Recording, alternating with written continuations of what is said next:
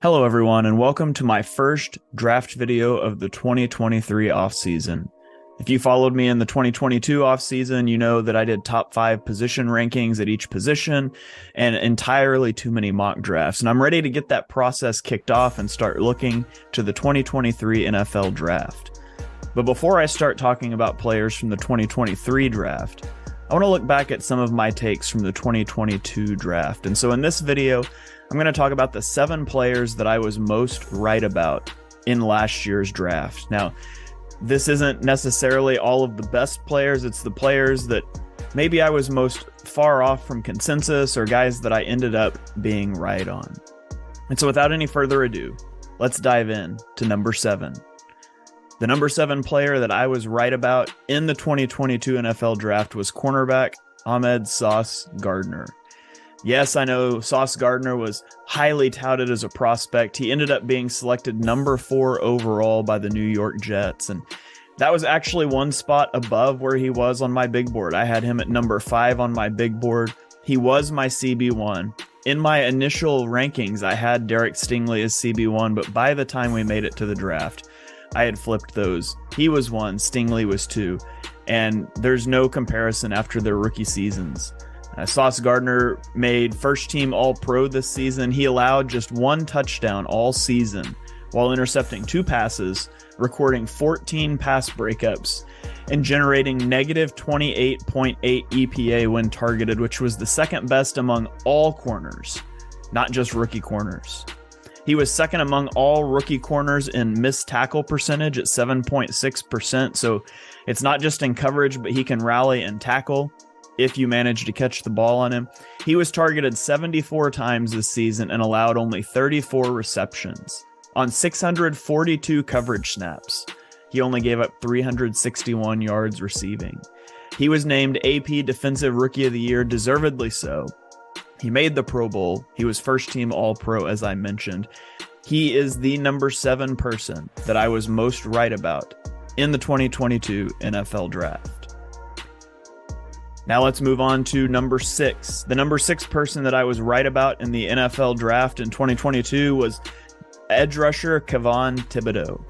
He was selected number 5 by the New York Giants. He was actually the number 2 player on my big board. I had him as edge number 1, above Travon Walker by quite a bit, above Aiden Hutchinson by a little bit. He was my tier 1 edge rusher. And although he dealt with some injuries in his rookie season, I thought he showed a lot of potential down the stretch. He ends up playing in 14 games as a rookie. He logged 4 sacks and 45 pressures in those 14 games. His 11.1% QB pressure rate was the top pressure rate among rookie edge rushers who had at least 500 snaps in the season. ESPN created a metric called created stats, and so it charts.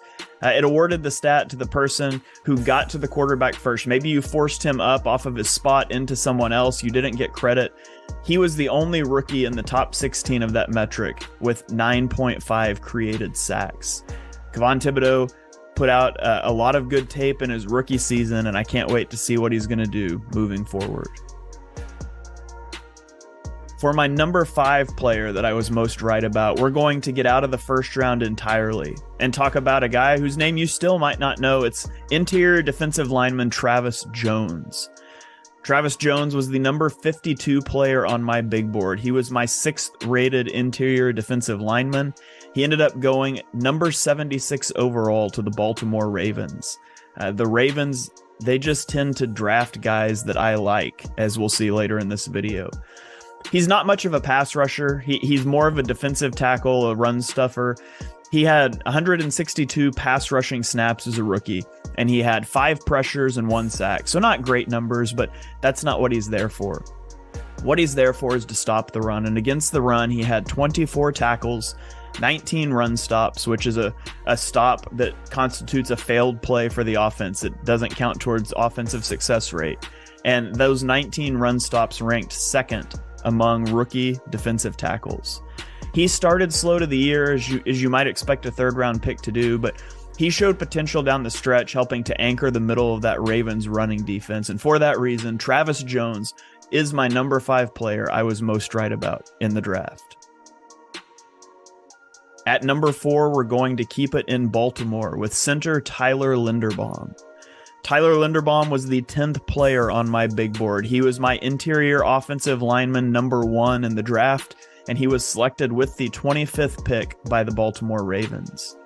Now, as a pass blocker, he was a little bit up and down. He allowed 29 pressures. He allowed 3 sacks. It's a little high, but where he really excelled is as a run blocker, which makes perfect sense when you think about plugging him into a Ravens offense that, let's be honest, they don't draft receivers. They don't have good receivers. They're going to run the football. And when you look at his run blocking ability, he had a run blocking grade of 84.2 from PFF, which was 4th among all centers in the NFL.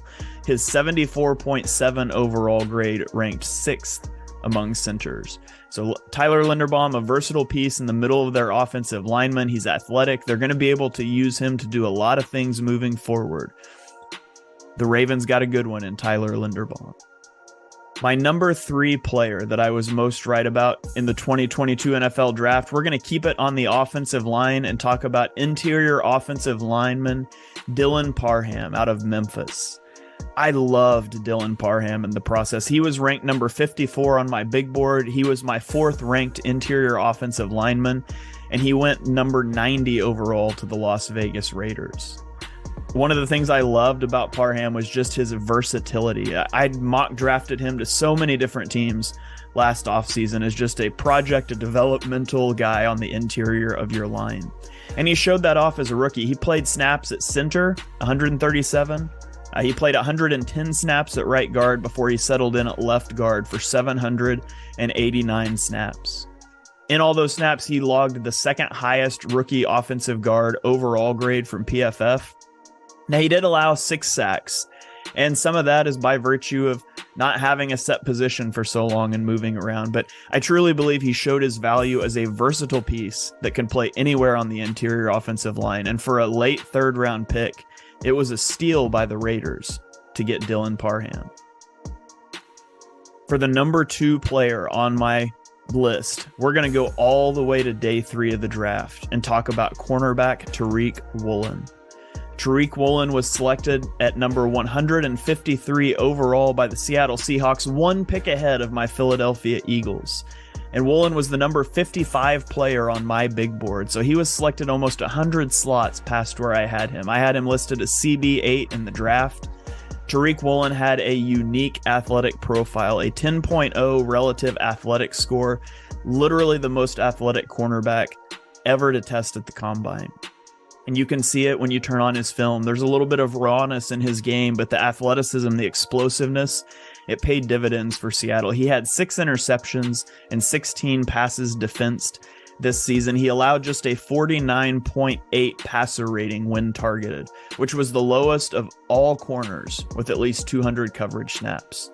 Now, he has things he needs to clean up. He had 8 penalties this year. He's a little grabby at the top of route trees and, things to be expected from a day 3 pick. He also is a pretty poor tackler. He had an 18.7% missed tackle rate, but he was named to the Pro Bowl as a day 3 pick as a rookie. Phenomenal value for the Seahawks. Tariq Wallen is the number 2 player I was most right about.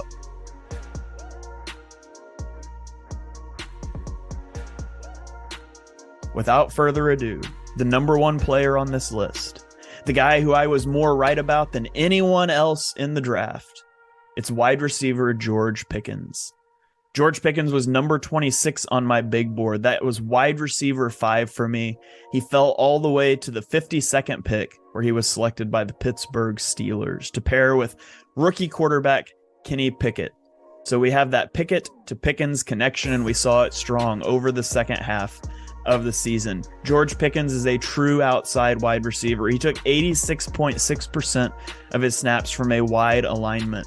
He reeled in 19 contested catches. That's the highest in this class, and it's 3rd among all NFL wide receivers behind only DK Metcalf and Justin Jefferson, both of whom had a lower contested catch percentage than George Pickens. He is the real deal. He creates separation. He attacks at the catch point, and he was a security blanket for Kenny Pickett early in his rookie season. He ended his year with 52 receptions for 801 yards. That's 15.4 yards per catch. He had 4 touchdowns. He also added 20 rushing yards and a rushing touchdowns. That Pickett to Pickens connection is going to be strong in Pittsburgh. That is a tongue twister for a long time. And for that reason, George Pickens is the guy that I hang my hat on as being the most right about in the 2022 NFL Draft. If you guys enjoyed this video, please do me a favor and click that subscribe button here on YouTube. You get all kinds of draft content that I'm going to be pumping out your way. Chalk Talk, my podcast live streams to YouTube. You can also check it out on Apple Podcasts, on Spotify, wherever you get your podcasts. It'll be going out there all off season long. It covers the entire NFL, getting you ready for the draft, for training camp, and all the storylines in and through the entire season. You can also follow me on Twitter at @halfandhalf_TPL, where I tweet out all kinds of game clips, takes, all the stuff. So be sure you're following me in all the places.